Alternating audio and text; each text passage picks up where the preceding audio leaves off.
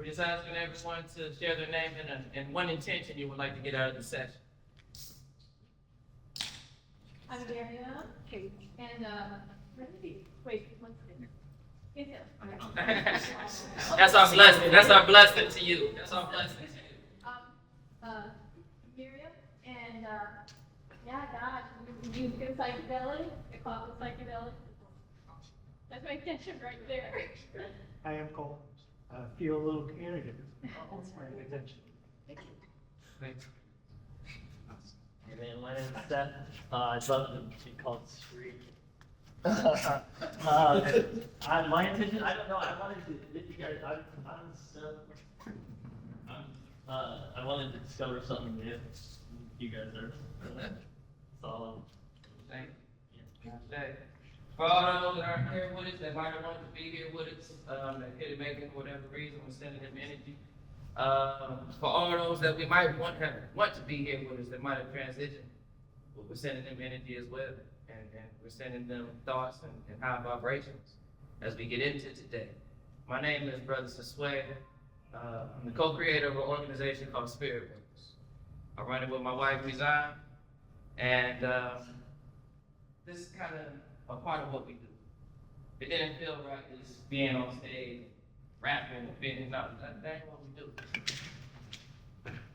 When you think about hip-hop and psychedelics, music and psychedelics, I want us to hold one energy and one thought in our mind, and that's ritual.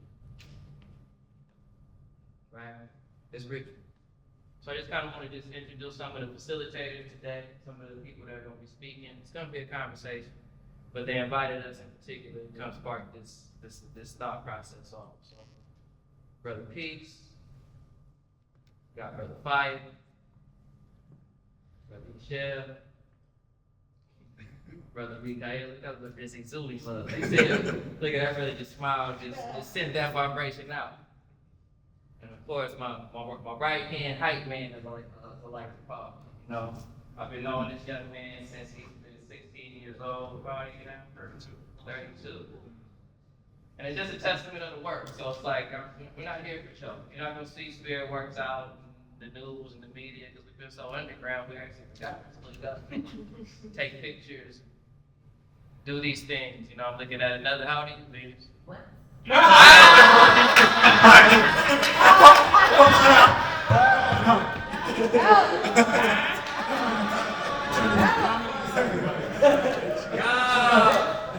So if y'all ready to activate the portal, say, oh yeah. Oh yeah. If y'all ready to activate this portal, say, oh yeah. Oh yeah.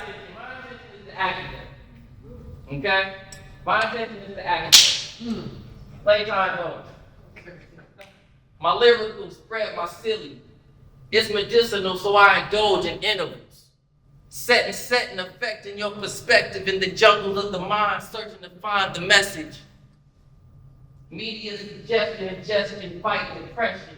A couple bites might make you question indigestion. Went in on recreation and didn't like the lesson. This is ceremony. No, not just a session with the brethren. Healing takes place every time we connect, and yeah, you're dealing with the sacred sacraments of ancestors. Look at these giants we stand next to. You whack 4 grams at an extra. At least that's what I heard in the sector. You your own director. Respect process. Don't get lost in the sauces, I promise. We stay people over pride. Can't speak on these corporate monsters. The way they did cannabis was awkward.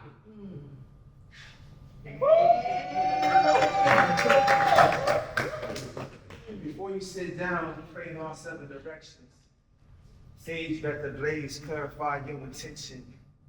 Sit aside and dive in. Take a look in my jungle book. Jump out with one of those groups that rumble run on McDonald's troops.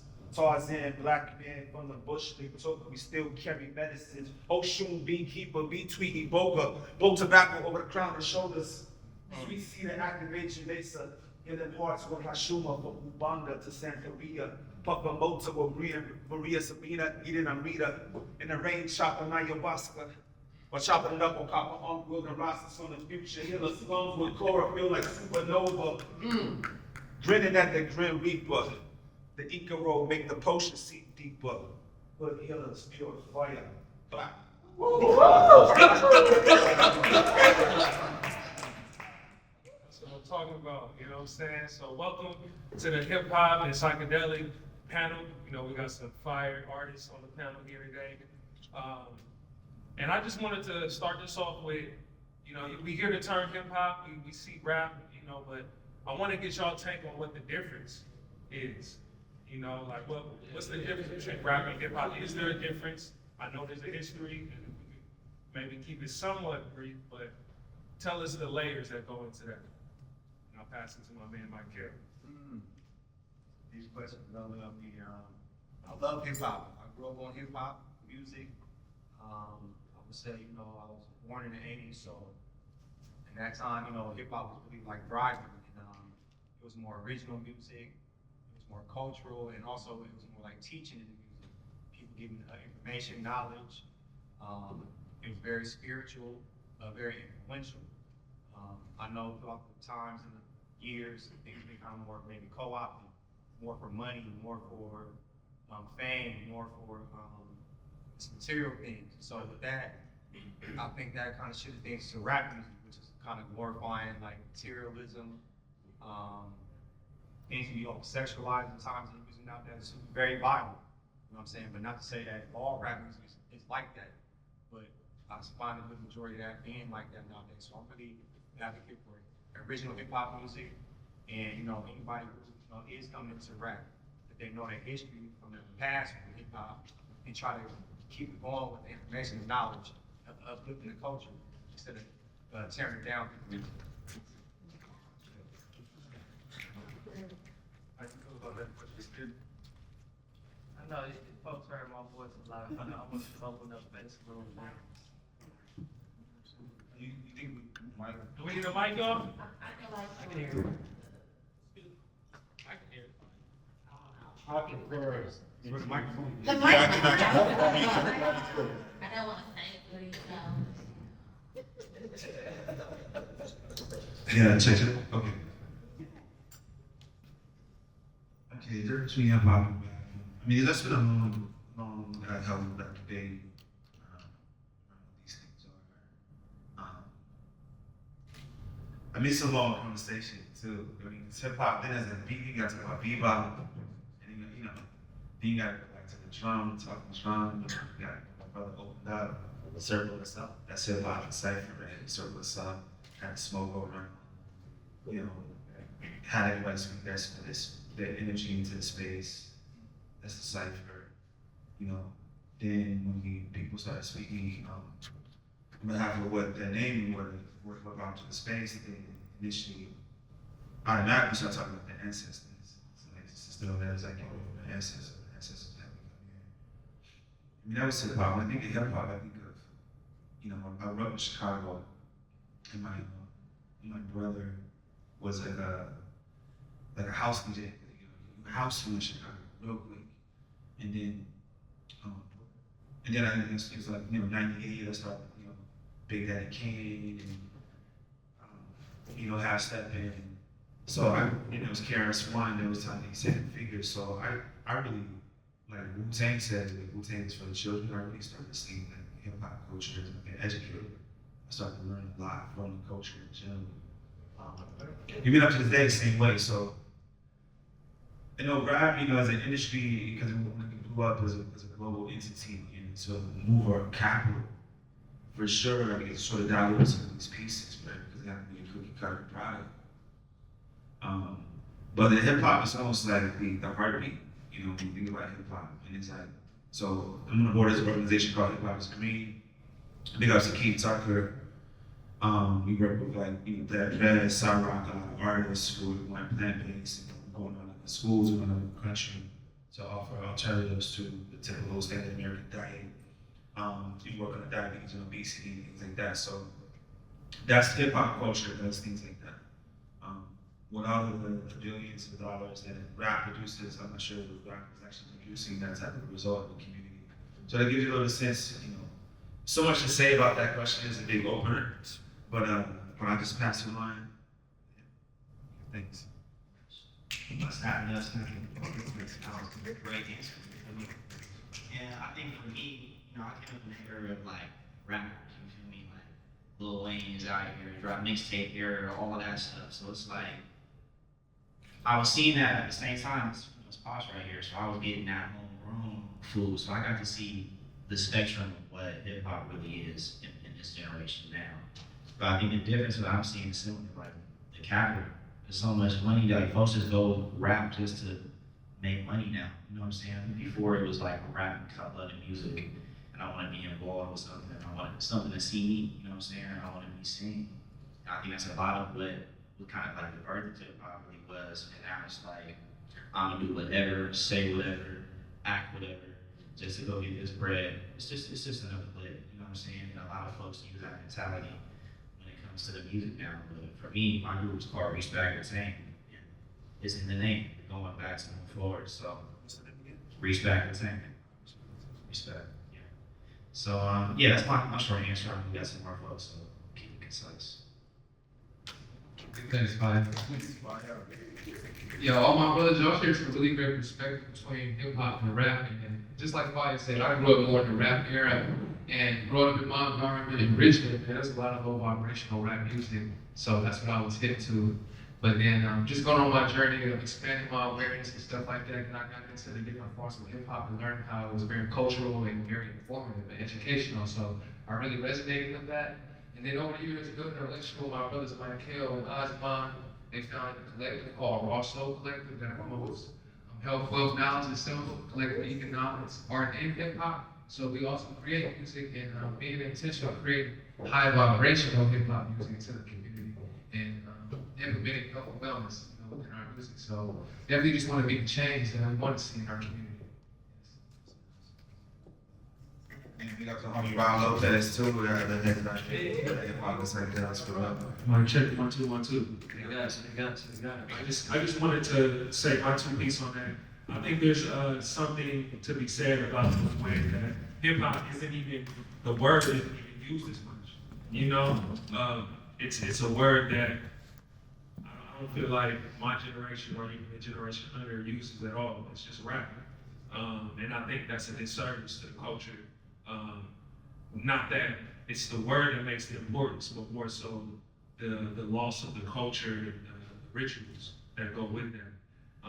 And so definitely want to bring in what is hip hop doing or not doing towards the health and wellness of our community. Like, do we see that improving or decreasing? And what role is hip hop playing in your eyes?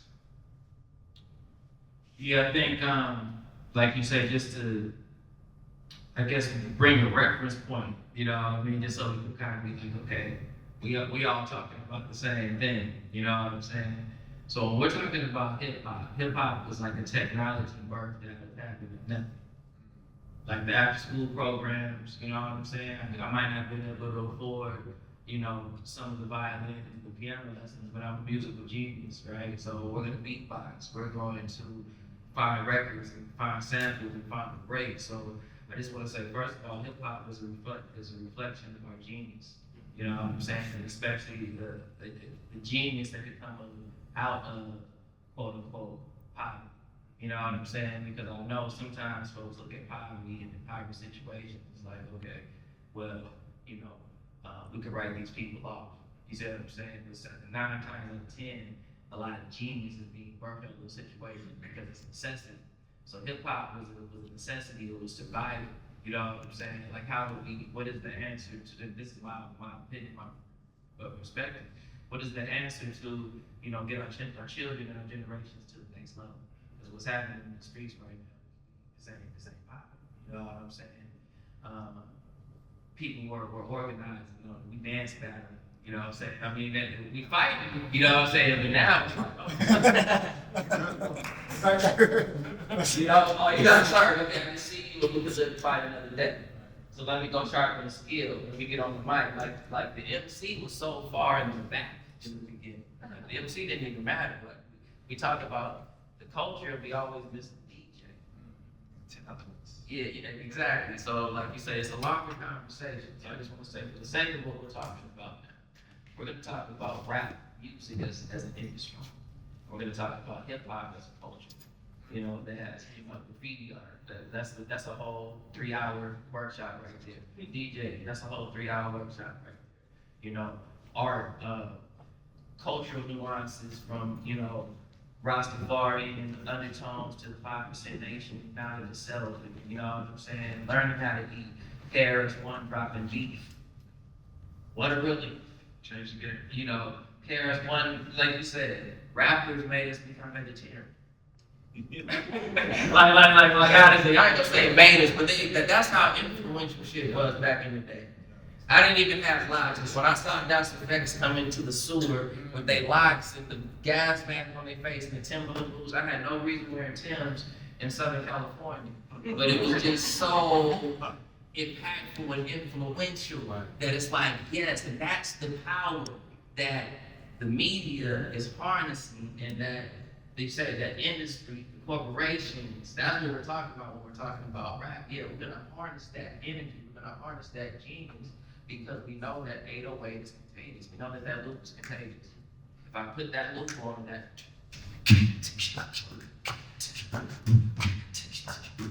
kill yourself, nigga.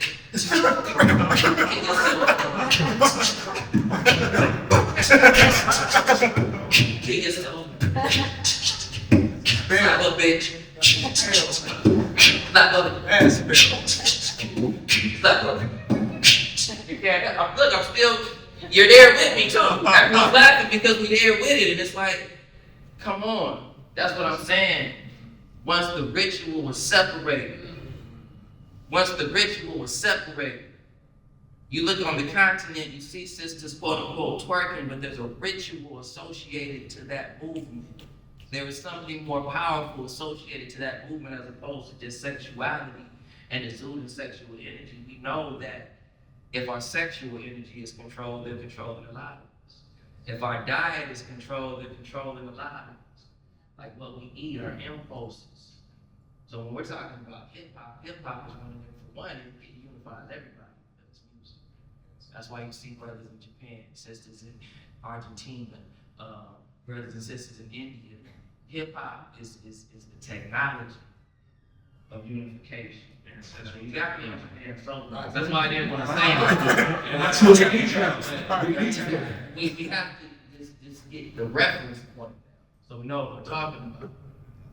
We're not talking about just brothers rapping and making money like my son said. It's a lick. Like, bro, I can get in here and just be whoever, and I can lie about it. That part. Something came out recently, and I want to lift this up because my son struggled with this a lot, right? So it came out recently that Jadakiss grew up with a mother and a father. Went to a private school. He never raps about this. Big ups. But like I said, now put that all in place with his genius and everything else, and you can start looking down the list. Ice Cube. Father was around. Okay? Certain people that are around that are claiming these hood realities aren't necessarily big enough to families and the foundations. What it is nigga, you grew up with your daddy, bro. You had it easy, nigga. You know why your daddy ordered a fight? Since when did raising your children right become a taboo? You see what I'm saying? I don't want to lose y'all with this, but what I'm saying is we become embarrassed as MCs to talk about family values sometimes. And to talk about the foundation that actually made us who we are in the streets. Always in the play element, we grow up in the hood. You see what I'm saying? But what are you really reflecting, and why aren't you bigging up certain elements and aspects of that? You know, it's just a conversation I want to have. And I think that ties into the mushrooms as well. You mentioned in your rap how whack the cannabis industry was played out, you know, in terms of it being, in my opinion, what I think you meant was how commodified it became and removed from any ritual, you know. And I think we have to be aware of that as we move into this new wave of psychedelics, reaching another level of mass acceptance, if you will. You know, we're not totally there yet, but we're on our way. Hopefully, decriminalized it, different places are decriminalizing. So we're kind of like on the forefront in a way. everyone in this room. But I think we have a problem where people may look at it as just recreation. People may look at it just as something that they could do to get high. And I think hip hop can play a part in making sure that the ritual and the medicine stays married together, and I think you two did that wonderfully in the verse that you put. Like, it wasn't just, I just took a whole eighth and I'm zooming, okay, you high, that's cool, but like, talk about the downloads that you got. Talk about the preparation before you even took the mushrooms. Did you fast? Did you make sure you drank some water? Did you give it to nature?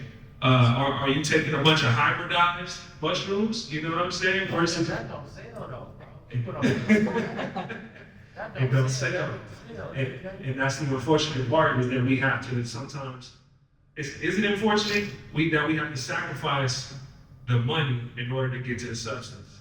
And it's hard, right? As artists, we all up here, we all write verses in hopes to put a little something in there to wake us up. You know what I'm saying? I know when I write my raps, I used to hypnotize myself to put positive thoughts in my own head. Me and Brother Peace, we got a song called Royalty. It's literally an affirmation. I am royalty. And so every time I perform it, it's not just the audience that is getting programmed. I'm programming myself. And what is wrong with programming? It's about what are you being programmed to do, what are you being conditioned to do. And I know in my introduction into the mushrooms, at first I didn't really understand what it was. It was like, I heard about it, that's something that white people do, yada, yada, yada. But then I took it for myself and I realized, like, oh, this ain't nothing to play with. This isn't something I can just roll up and pledge. I want to personally. If I'm gonna do it, I usually do microdosing. If I choose to do a hero dosage, I'm not playing around with it. I'm in nature, I'm tapping in on myself, I'm meditating. I got a notebook there if I need to write something down, or some napkins to make sure I'm prepared if I start crying. Understand the transformation that it can take you through. And I feel like hip hop can play a big part of it. And to your point, real quick, I do want to, and speaking of Jadakiss and the Locks and Method Man, and there's a lot of actually brothers and sisters out there that are pushing health and wellness and are using their platforms to push health and wellness. And I want to pick that up. A lot of brothers and sisters out there speaking on, battling depression now and kind of like opening up. So I do want to say I do feel hip hop is maturing in that level. You know what I'm saying? But in terms of hip hop, hip hop kind of grew up with a latchkey kid. That's kind of why hip hop is where it is right now. Hip hop, like you say, at what point was the guidance still there? You see what I'm saying? It was like, folks came in and hip hop kind of raised itself. The conditions of the world started reflecting hip hop. I think most definitely, if we go back and listen to Black on Both Sides, I think that's a perfect example of what's happening here. So we can't say that what we're seeing right now is hip hop, because it is hip hop. It's a reflection of what's happening with our society, and hip hop has always been that. But I do want to say, there's a lot of folks out there. They're not getting the shine, of course. So I was being facetious, but people don't want to hear that. A lot of people want to hear it, but they don't know how to access it. We don't have $1 million budget for this. The machine isn't behind you. And so we got to do the machine. You see what I'm saying? And that's kind of when it's hard, because we all got our own stuff. Sway, I'm tired. I don't want to shoot. I'm trying to show at night. I'm trying to look for a babysitter. Like, our lives are a lot more complicated than just, I have a machine behind me where I can show up in. So we have to be gentle with each other, but we also have to be committed to each other. That's it. Unless you got something to say. Just reflecting on the most that Black and Black both sides, understanding that I ain't hip hop is smoked out. And then we smoked out, hip hop smoked out. We doing good, hip hop is good. And that's a lot of responsibility, because I think that's also like a reflection of like this general dynamics here. So there's some wisdom in that, in the sense that, culture, the nature of culture is culture, we create culture, and culture also creates us simultaneously. So we're also really impacted by it. So, but there's also a lot of power in it, because the word sound power, right? Like, you can actually, like when I did, I'm trying to see what's trying to, when I did Full Fight with Stick, Dead Prez. We use that in the workshops. Oh, see, dope. So it's just like, you know, and really that came out of a situation where I was in a, you know, came up in different programs, right? So I think it's like the education piece and people looking at, well, what's the word empowerment? People understanding their agency, the stuff that they can say out in the world. Regardless of whether they have some of that or not, there's just something really powerful to that. And now people come hit me all the time, like, oh, I show that video everywhere. I've seen different videos I've done. People say, oh, I'm taking pictures of that and playing to China or whatever. And then so, but it was out of the intention and energy and understanding, like, wow, like, this is a tool. We have that in me, and we have that voice. And it's a skill, right, to make it dope. And then you can actually impact a whole bunch of people. You know, so there's a lot of power in it. And I think you have to realize, I think somehow the medicines, right, the mushrooms and things like that is a part of the culture. Also our awareness as well, right? And actually also influencing a lot in general behind the doors. And people are also interacting in very certain ways. I think that what's happening is that there's a lot of shifts and tides turning. And there's still gatekeepers and some monetary gatekeepers and record execs, etc. But there's also like a miss, there needs to be, I feel like, in my opinion, I was like, well, there needs to be more focus on like the power that we have when we just write and actually we zone out and live some mushrooms and we like look at different pieces and parts of ourselves that want to express itself and how that expression of really going deeper inside of ourselves actually going to hit a lot of other people because they're also going through that too. So there's a lot of, that's the mycelium, and there's a lot of interconnectivity when we go deeper inside. So the call for me is less, I can speak about the industry, but it's more about like, okay, well, how, take more responsibility of like how deeper can I go into my own story and narrative, and what do I have to share, what's my offering, right? And then it can be a pen, it can be a pad, it can be a paintbrush, it can be whatever. And these plants and these medicines are just an aid to that, you know, to get a deeper resonance. I just want to share that piece. I should. I want to tap in right quickly and say this. Hip hop run the world. Can everybody say that one more time? Hip hop run the world. And I say that because since I've been on this planet in this lifetime, it hasn't been no place I haven't been to where hip hop wasn't the biggest influence in culture. I don't travel to China, and I went to China, they were slapping hip hop music over their own cultural music. I've been to Africa, many parts of Africa, they slapping hip hop music. They got signs and pictures of T.I., Ludacris, barbershop signs and stuff like that. You know what I'm saying? I'm in Haiti with my brother Peace. We in the back of the jungle, they slapping R. Kelly, Brian on me. Yeah, like, and Lil Wayne. You know what I'm saying? So it ain't been no place I ain't been to where the hip hop and the influence of the culture haven't been the dominant force. But it's been so abused and misdirected that now it's more in a space of being controlled and monopolized, whereas it's all about money. But hip hop is a big influence, and on top of that is the plant medicine. It's always been plant medicine and hip hop. Yes. I just had an interview with my good brother John O'Rourke. Shout out John O'Rourke. He's out in LA, First Church of Psychology. One of the original hip hop b-boys and music artists coming out of LA with his group and freestyle fellowship. I'll share big thanks. Brothers breaking down the history, but he was explaining to me that when he first started, when he was 16, that he was some people in his circle, some elders, that was passing him around mushrooms at a young age, give him access to the information and knowledge, and it wasn't nothing that was something being peer pressured on to be a negative thing. It was something that was helping him to grow and to advance in life. And he said that marijuana from the Rastafari culture was present. Marijuana is one of the biggest plant medicines. To me, it's the biggest plant medicine on the planet. You can go anywhere on the planet right now. I travel a lot with many medicine on me. They'll find some mushrooms on you, like, okay, all right. As long as they don't know what it is, they don't care. They find some weed on you, you're going down. Why is that? Why is weed so criminalized on a plant like that? Because it's the most easy accessible plant medicine available in many different ways. And people in the hip hop culture can use and utilize that plant for creativity. That's how we was making a lot of these bars. And any of my brothers out here on this panel, y'all smoke weed when y'all before y'all? No, he said smoke weed, y'all utilize the marijuana plant. Secondly, we make the music. Yes, right. You feel me? So it's there, you know what I'm saying? It has to be there, but mushrooms not as talked about when it comes to plant medicine and hip hop.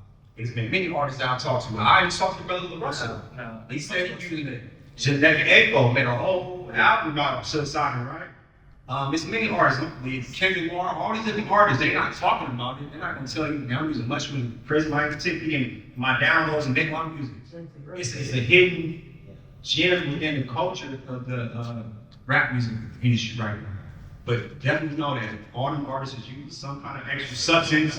Silicon Valley as well, like my brother just said, is using it as a way to boost their mind and creativity. Urban planning, you feel me? So all these different medicines, you know what I'm saying, they're there, and they've been influencing the culture since the beginning of time. This humanity is coming back to the realization of these things, but hip hop is a tool to utilize that, to show that, but also to advance that too. So we can keep advancing technology by doing it in a very sacred way, in a very cultural way, you know what I'm saying? So I just want to bring that up right quick. I'll share the next.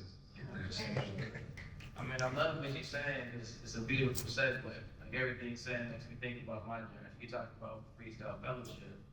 So I had the privilege of being in a place called Barside when I was like 13. So Down K was there, different members of the freestyle fellowship, and of course the Far Side was there. My cousin of mine is in the Far Side, so that was kind of like the plug, right? So you know what I'm saying, for real, you know what I'm saying? But I didn't know how heavily fellowship was into the psychedelic group since you said that this far. Because the Far Side, you know what I'm saying, was just around me. You know what I'm saying? It was just like, I was like, okay, they tapping in. So, you know, my first experience was through one of my big brothers, MC mentors of mine, Jamal. And what I remember mostly, going back to what you were saying, is the bell was back. So when you say getting to self, that's the piece right there. You know what I'm saying? Definitely, you know, when you channel it, you know what I'm saying? You start channeling, yeah, things start being good about yourself, directions, you know what I'm saying? And I think that feeling is so amazing, right? And I think this is the danger when folks kind of talk about it, because that feeling is so amazing. But what's not amazing is, damn, tomorrow I gotta go change my behavior. That part. No, tomorrow I have to go change my behavior. Because I just had this beautiful download. I don't want to name any names, but when I went on my fast for tobacco, because that was one of my downloads. Like, it's like, stop smoking tobacco, you don't need this in your life. I still struggle with it. You know what I'm saying? Smoking blunt before I got on stage. So I'm not perfect. I'm not perfect. But what I'm saying is the download from the ancestors to stop smoking tobacco. And I guarantee you, every time I start smoking tobacco, fire's like, oh shit, that ain't smoking right now. It's just my energy be up. You see what I'm saying? Like, I just be up. Saying all that to say, that's what I want to encourage the hip hop community to speak more of. The struggle of the integration. Like how I really changed my life. You know what I'm saying? Because that's the fun part. Let's drink the strong tea and shit. I smoke bags. If you make that shit sound fly, I got the sticky and keep it rolled up. It shit sound fly. Because you know, and the people that smoke, it's like, oh, I can relate to that. Yeah, it's in the sunset smoking. Damn, I can't repeat it. Damn, I gotta go make my bed. I gotta go clean these dirty ass dishes. You know what? Fuck it. Let me just go some more of this from tea and zone out. See if I can get another download. And then that second trip, you probably ain't gonna like it. You tried to repeat that adventure in that second trip. You was like, you know what? I'm cool. And then you probably might not want to fuck with it for a couple months. I know for me, I didn't think I was gonna do mushrooms. I did mushrooms quite a lot recreationally when I was young, exploring. That's why I can speak here as a person that went through the recreational side. Yeah, it had its moments. I can't do that. I'm not taking 5 grams of mushrooms. I'm not taking an eighth of mushrooms. Microdose, I ain't do it. I know my limits. I know my limits. I have 5 children. I want to be present for them. Not saying I feel like I'm going to lose my mind, but to me, I have to be mindful of how selfish I can be as a parent. You see what I'm saying? I don't have the privilege to just go off on a weekend trip for a week and be in the jungles of Honduras. I don't have that privilege. Maybe when I'm 50, you see my son's getting older, he knows. Been there every step of his life because that's the choice that I made. I sacrificed my hip hop career to be a family man. So when folks was like, yo, Swag, yeah, I'll still bar out because I love it. I'm not doing this for no corporation. I'm borrowing with the best of them. That's how I feel like. I feel like, and I give that to plant medicine. You know what I'm saying? Peeling back these layers, being confident enough. I'm okay. You're a good person, Swag. Like, let me get vulnerable with y'all. You a good person, Swag. After everything you've done in the community, after everything you've given to everybody, it's okay for you to move to Shasta and have peace in your life. It's okay for you to be present for your son. It's okay for you to love your wife. It's okay for you to still be married after 25 years. Sure. Doing this work. You're a good person, Swag. Like that shit, bro, it's work. You want to invest with this plant medicine, it's work. You know? But I want to say I brought up the tobacco because there's someone in this room that gives me high quality medicine every time, and every time I'm on this tobacco journey, it's a mushroom microdose that gets me. That's a good conversation too about addiction and hip hop culture. Well, we're done? Okay. But also, after that, I wanted to try to see open up the space for my young brother Fire and brother Peace about how the plant medicine has been influencing the thing music. You know what I'm saying? Because these young brothers make high quality music. You feel me? But they incorporate a lot of plant medicine with their music. Okay, thanks for that question. My brother had asked how has plant medicine, specifically mushrooms, has influenced me with my journey as a music artist. It has, like Brother Sway has shared, going deeper within yourself. It has tapped in deeper within myself and seeing the value and the power of my voice. Like growing up, I used to be very shy and hesitant to express myself. I dealt with a lot of intergenerational trauma through my family. So I used to shut down and just not feel comfortable to speak my truth. You know what I'm saying? So tapping in with the mushrooms really activated me to feel liberated within my being and my spirit to express myself and to sing and to see that my voice is powerful. So I started tapping with different tonalities and singing and stuff like that. And getting in the studio and just finding my flow and getting more comfortable hearing myself on a microphone. And then engaging with psilocybin in the studio and getting in my flow, my vibe, listening to the instrumentals and the beats and just channeling and flowing. So in that process, I created my first music EP called Psychedelic Peace. And I got the opportunity to travel and perform. I performed at the Oakland Psychedelic Conference a few times. And on my shirt right here, it's one of my lyrics on one of my songs called Psychedelic Night. It says, I'm in the building and I'm feeling myself. So in the music, being intentional with the bars and what I'm saying, and definitely want to bring an upful, high vibrational, healing vibe in music. You know what I'm saying? So just being intentional with that, bringing a peaceful frequency. I let it sing and I let it rap. I make music with my also collective bliss as well. Can I ask, like, what is your ceremony when you do take it? If you're in the studio, are you doing it to help write? Like you said, you're trying to. Oh yeah, I do it to help me tap in deeper with myself, to receive more downloads, to be more creative, and to come with that and have much love and frequency while I'm recording. So I have a few songs on all streaming platforms. You can check out Much Love, Psychedelic Night, and No Cap. Those are some really great mushroom songs. Let me call my brother the psychedelic Chris Brown. Like, don't get up on my text start singing. Peace be going in. Peace be going in. You know, I think the next generation needs to see brothers like Peace. You know what I'm saying? Like, he didn't really tell you this whole story, but just your story. I tell you this all the time. Like, you're an example. You know what I'm saying? For a lot of the young brothers out there. And I just want to encourage you to keep doing your thing. Thank you, brother. That's confirmation. And want to be definitely intentional with tapping in with the youth. I have a daughter as well, so I'm definitely pouring into her, but I see that my presence is very valuable. Talk to the youth and share with the youth about health and wellness practices, about cultivating your inner peace, about expressing yourself and finding power in your voice. You know what I'm saying? So I want to share that with you. So, indeed, in due time.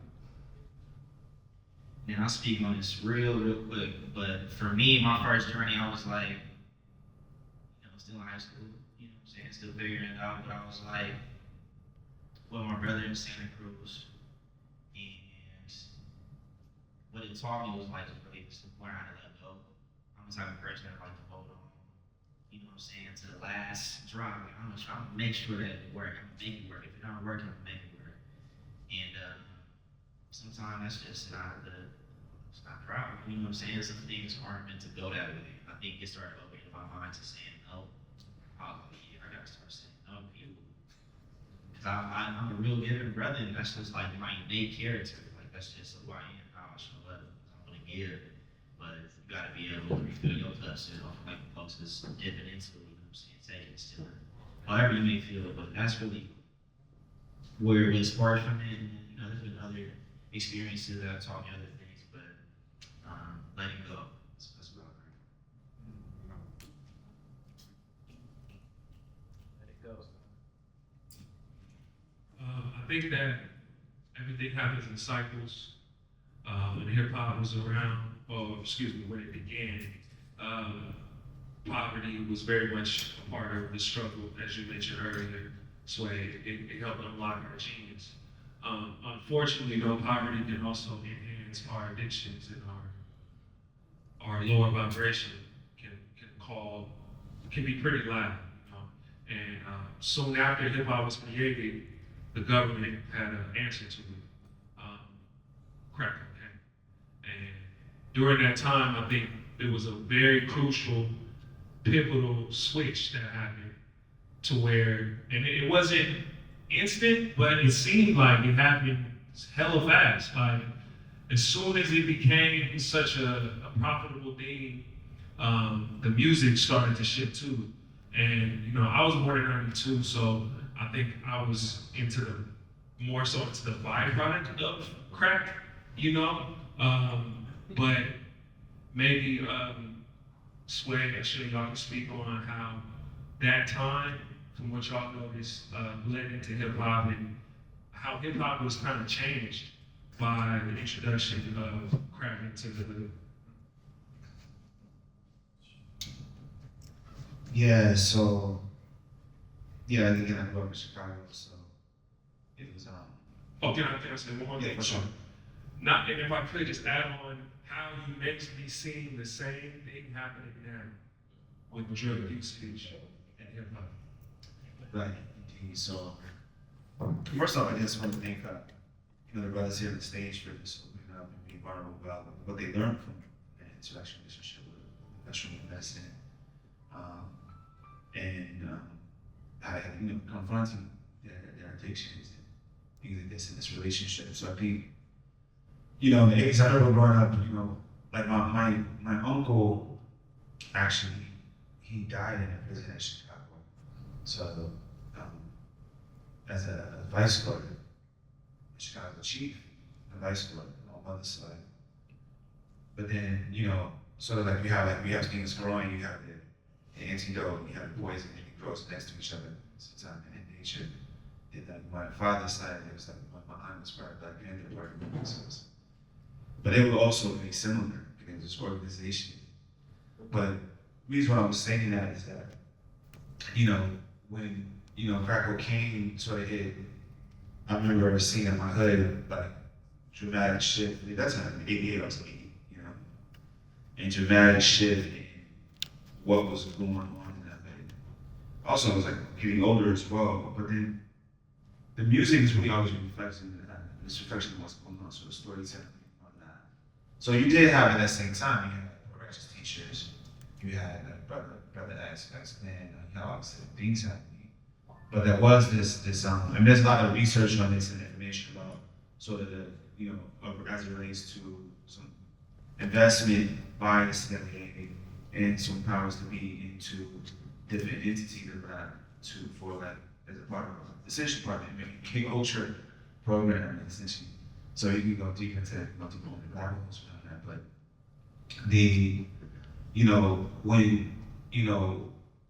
there was these elements of depression in the community, and it also created this creativity, right? Not having an actual music classes, and then we're gonna make some beats, we're gonna be creative. So then there was like more of this what they tried to tell them, like sort of gangster rap, right? Which also like these dope gangster rappers too, is dope.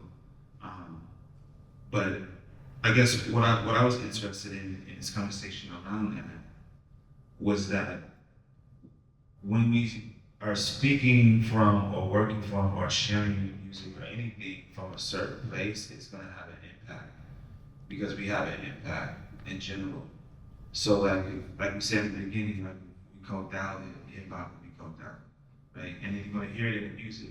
So you get your like today you got your little pumps, you got your you gotta get the candy flip and then you know whatever, it's party. But then you got a whole host of other people. And I think that's sort of like a part of human nature. And I think what it is it's more about like for me, it's like what do you choose? It's like your choice, you know.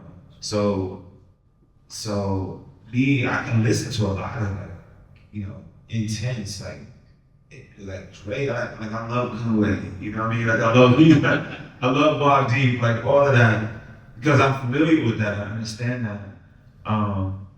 And I've also been listening to like, you know, something like super conscious and things like this, because I like the art form. So I think there's also like some space to like sort of separate that a little bit. But also it's like, I'm also knowing what I'm listening to and process it. But I think to put it this way though, like as I was putting it, I think that there could be more music speaking about like, you know, people's process. I know Kendrick had a whole piece about him going to therapy and things like this, which is like people don't really talk about that. You know, I think M did some talking about that too. And I think we just gotta be more transparent about what we actually talking about. When I started talking about medicine with hip hop, people weren't really necessarily talking about that. It wasn't something people talk about. And everybody that, you know, is doing hip hop isn't just smoking weed. It just, you know, but that's sort of like people just repeat this. You know what I mean? And I think it's much more interesting. Like I can't hip hop for the art. I just think it's dope culture. But just to give me ideas having this panel though around what we could do in terms of workshop around like how do we really we're working with the medicine really too, and to go through something ceremonial where we can actually produce some music together, that we actually have these deeper conversations in the community, you know, because I'm deeply flawed visual myself, right? But what I do like is like the vulnerable space where we can get in a vulnerable space and everybody can share from their heart and then create something from that. So anyways, that's just something to share like hip hop and addiction. I was shocked with it. Because you remember back in the day, give it up. I was shocked, you remember back in the day like DMC would like beat up pimps. Oh yeah. Like DMC would rap about beating up pimps. And like folks would like diss folks and drug dealers got dissed and things. Like folks was like, you know, and if they were talking about the streets, it was from a, you know, you better get out, kid. You know what I'm saying? I'm painting a picture of the life. Like go check High Rollers, Ice-T. Probably one of my top 10 favorite hip hop songs. Like if we're talking like similar to you, if you look at my catalog, you probably think I listen to a lot of gangster rap. I do. Why? Because it's a reality attached to some of what I'm hearing. Like some of it is the coonery I don't listen to. That's definitely. We know what I'm talking about. Like Gangstar is gangster rap. If you listen to Guru, is kind of like gangster rap. You know, Wu-Tang. You know what I'm saying? It's like, you see what I'm saying? I think once we start getting into the misogyny, it's kind of where you lose me. I don't want to hear about our sisters being abused, molested, and raped. I don't want to hear about that on wax. Some people want to hear about that on wax.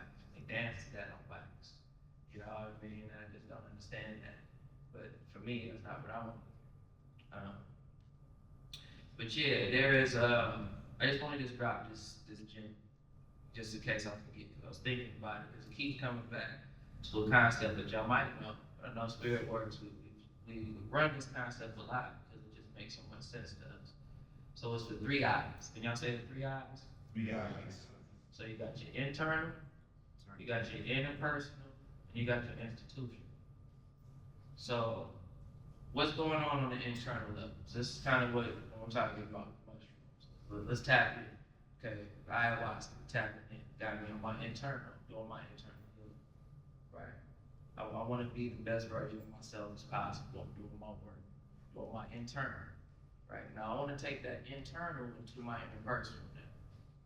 And I want someone said I'm looking for my tribe. Right? You must be doing your internal work because now you're looking to see who do I connect with on my interpersonal. So we step into the interpersonal, right?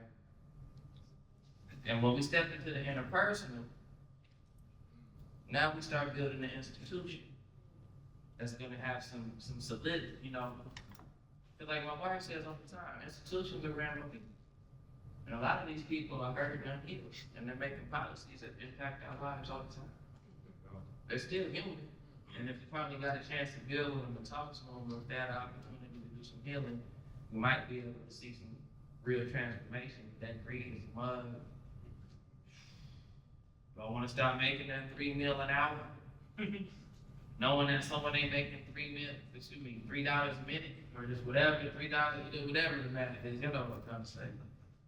You know? Y'all know exactly what I'm trying to say. Sometimes the words don't always hit right, but you know exactly what I'm trying to say. You know what I mean? But this is like the 3 I's, like how do we build strong institutions? The music industry is not an institution of the values that reflect it. So if we're looking for values to reflect this in the music industry, it's not gonna happen. A lot of these institutions don't necessarily reflect the values that I grew up with or that I believe in. You know? We live in a world where it's bottom line. Where my money? Bitch better have my money. We say it, but they do it. We say it trying to act hard, like we just barking, but they really do it. Bitch better have my money. I'm wiping out $3 billion for the fucking deficit right now. Cause I said, bitch better have my money. That's some real pimp shit. See, we like to play the game. We're fascinated by it. Colonialism, capitalism, want to dominate.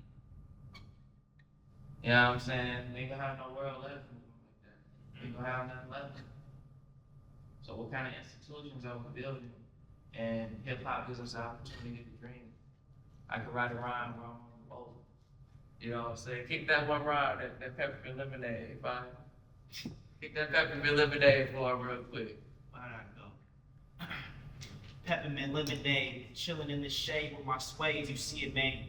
A1J rolled up, about to blaze. Fresh fade and the paste on, I feel amazing. Let's vacation in Colombia, Cartagena, see where my sisters and brothers was. Man, you know that food was hitting. Planting those with the rice and peas, so I say spinach. Something. You know what I'm saying? Like we don't gotta rap about hurting the next man, destroying anything. I ain't been to Colombia yet. So you can answer, You know? So my brother says word sound powers. Word sound power. I will say that's we open portals with the music. So when you accompany that with the plant medicine, you're just amplifying your portal. You amplify your portal. If I was like, Dad, you said that 3 years ago in your rap. And now it's like you can go back and listen to bars and songs like 3, 4, 5 years ago. You're like, Dad, you remember when you said that? Look.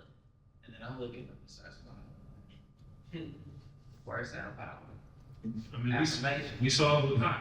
You know, and a lot of his music, he spoke of his early demise. And unfortunately, we lost him way too soon. A real leader in the hip hop community. And I think he really exemplified in a negative way how that word sound power can manifest for you. So I think he's speaking real fast.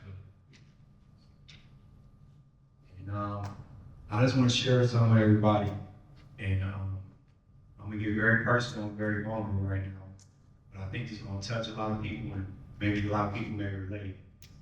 But the reason I'm doing everything I'm doing right now, and where I'm at right now, is because of these addictions and other drug abuse within the melanated community, within my community, within my family.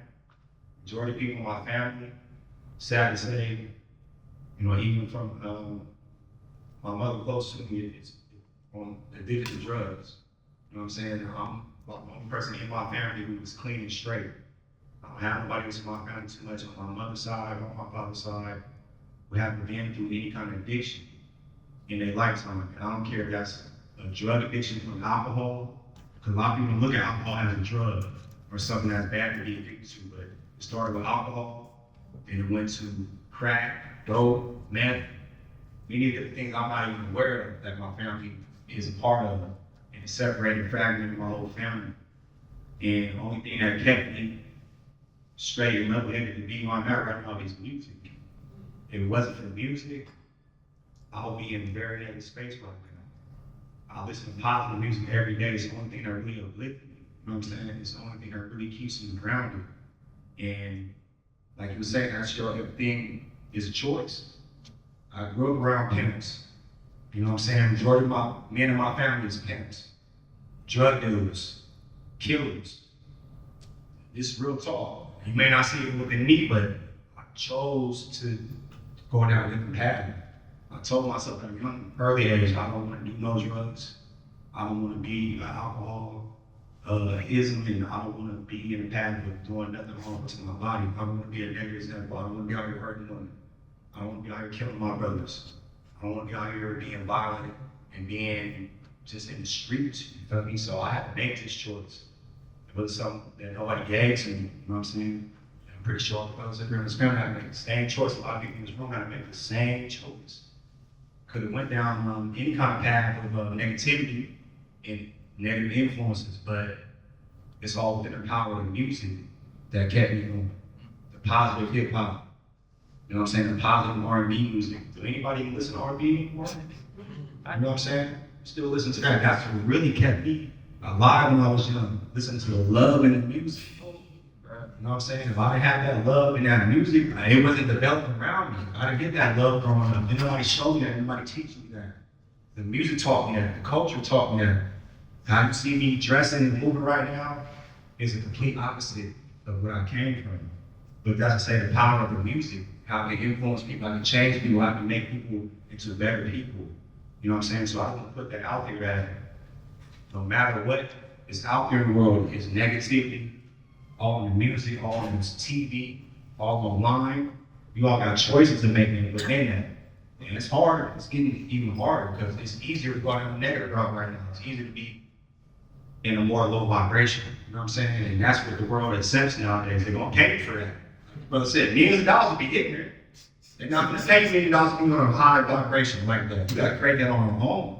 So I would say everybody in this room, moving forward from this conversation, please be very mindful about what you listen to, what you see, what you speak, who you be around, because it's an impact on your life, it's an impact on your choices, you feel me? And try to be as positive as you can when it comes to music. It's not easy. I still listen to some more, violent music at times that I listened to when I grew up, but it's nostalgia that brings me back to a time and the energy I felt when I was young, when I was in a more positive space. And I'm not listening to that stuff to do that. I'm just listening to it as a way to reflect on memories of my life. So taking the time to just reflect on that if you can. And I appreciate everybody for listening to my story. Give thanks. I'm not sure how we doing on time. We're still 18, but we started late. It said 2:55 was the next one in this same room. How y'all feeling? Look good. Like I was on this resume with y'all. I kind of want to hear from y'all now. Like, if anything come up, any reflections you want to share? You know what I'm saying? Just pass the mic around. If anybody Question? don't feel any pressure. Here you go, Bill. I just wanted to remind people of definition of hip hop. I learned from Professor Rick. High infinite power, healing, power of people. That taught me. They changed the frequency of music to what it is now, and changed all of it. There's pillars in hip hop. There's education. We've lost all that now, and I'm happy for the good brothers now bringing that back. The educational part. And to now I work with Brother here and Brother Peaceful. I work with JT Bigfigure. Oh, no. He's legendary, and you know he's someone that left the music industry label to go independent because of what they wanted him to push. Yeah. He said, "I can't do that to my people. You know, he's a Nation of Islam, and he couldn't do it no more. And now we're just independence hard, trying to push positivity in the streets." And that's the thing. How much you hear about it when it comes to Nothing. I heard all You don't the get invited nowhere. You don't get invited nowhere. Granted, he's a multi-millionaire, you know, from it, in being independent, but to get out there and teach people how to do independently, how to hold your own master, how you don't have to listen to them, they don't have to write your story no more. He writes his own story now. Doing it independent, we have no platform. He just does it straight, grassroots, go on to city, touching the people of what he learned. Country to country. Country to country. He was in Nigeria tapping in with the folks out there, you know, this was talking about, I think, a whole lot. But I sure had something to say, and we can pass it. Okay. Yeah, I was gonna say, yeah, in Big Ups Associate, we got this, we actually have this project called Ancient Tongue Project, urban amplified, so we all the things which is indigenous and endangered languages over hip hop culture. Because we did being in Amazon, we gotta place it, and then everybody's listening to hip hop, and that's a way of me playing the language, because that language loss is like the ecosystem loss, the whole world loss. Yeah. So culture is definitely global. One thing I wanted to share though was of this word sound power, because I was trying to hone in on what needs to be like the ultimate transmission of beings, and I think it's just, you know, sort of what was hitting on, like Brotha was speaking of, Michael was speaking on this sort of choice and responsibility. I was working with this Grandmaster ATN some years ago. This practice called Team Gong, which is a Taoist alchemy practice, Taoist hypnotizing practice. We were at Shasta. So you do Beagle, water, no food, no water, a little bit. And you like sort of chiseling your third eye, and eventually what happens if you have sight, you have vision. And the original actual psychedelic is actually your breath. Like, cause it's big ups to Lunati Congo, but you know, for the chairman to the veteran in Chicago. It was like, oh yeah, because of the trees and the oxygen, yeah, they were breathing. So you can do a lot with the breath, yeah. And then so we were doing not a lot of food, but what happened is we started going to this ancient city inside the mountain, Shasta, and Telos. Because eventually you start to see, especially when you clear, you get more levity, clearing the karmic energy, clearing the energies from the mind. And this is a cycle, sometimes it goes away, sometimes it flares up. So we were sort of gentle with ourselves, but we had a teacher, which is really important. So we're doing this work, we're doing this soul cleansing work, and we're going into the mountains. We see one of the mountains is a patrol center for like galactic beings.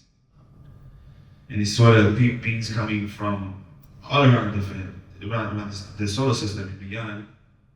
And then the other place the larger mountain was this spot that was almost essentially like a Telos, like 5D community. Of which later I saw the same thing I saw while doing the rituals with him, doing this 10-day retreat with him, going deep in his practices, his Qigong practices. Like at a store, I saw the same things. Oh yeah, it's the thing. So it's confirmation correct. But one thing that was cool about it, whether or not that is you know, that makes sense or not, was that it showed me a little bit of where we were going in terms of humanity. And it was like, where the world we see is also all of our creations. Like everything we experience is all of our creation. The power seed is the responsibility. I'm like, okay, which piece are we gonna take responsibility for? Because there's always gonna be a them. But what they were doing, they were using word sound power and like spoken word to create things. And this is what's happening now. We have a different electromagnetic frequency now. So when we say apple, it takes longer to just manifest in our hands, right? Because it's a different frequency, but the space they were operating, the consciousness they were operating on, essentially the apple, it was immediacy. So they had to learn the hard way around this thing about managing our thoughts, and even managing just like being intentional about what we're creating with our thoughts. And what type of rhythm, beat, or heartbeat we're using when we're actually communicating and sharing your energy into the field, which is creating the reality. So they were showing like field dynamics and reality dynamics as relates to consciousness. So this was galactic hip hop. I was watching these beings do this, and I'm like, yo, they were creating things, and it was a game. It was play. But in the sense that it was play, like we're doing that now, and like it's sort of like eventually we look up in the mirror and then we see the creases in our physical body based off of the thoughts we're thinking about ourselves. Yeah. Or what we've been listening to, just like water on the top of a stone creates an indentation over time. Words like power. So when we talk about hip hop, really we're talking about frequency and vibration. So we're all hip hop in that way. But I just want to share that because these beings were really speaking about like our responsibility to like sort of work with our consciousness in ways that create and manifest, working with the energetic field. So understanding ourselves as creators, connecting to the creator in that way. And that's what's powerful about hip hop. So I'm actually excited about hip hop. Excited about what's happening with hip hop, what's coming forward, because I am hip hop. Come.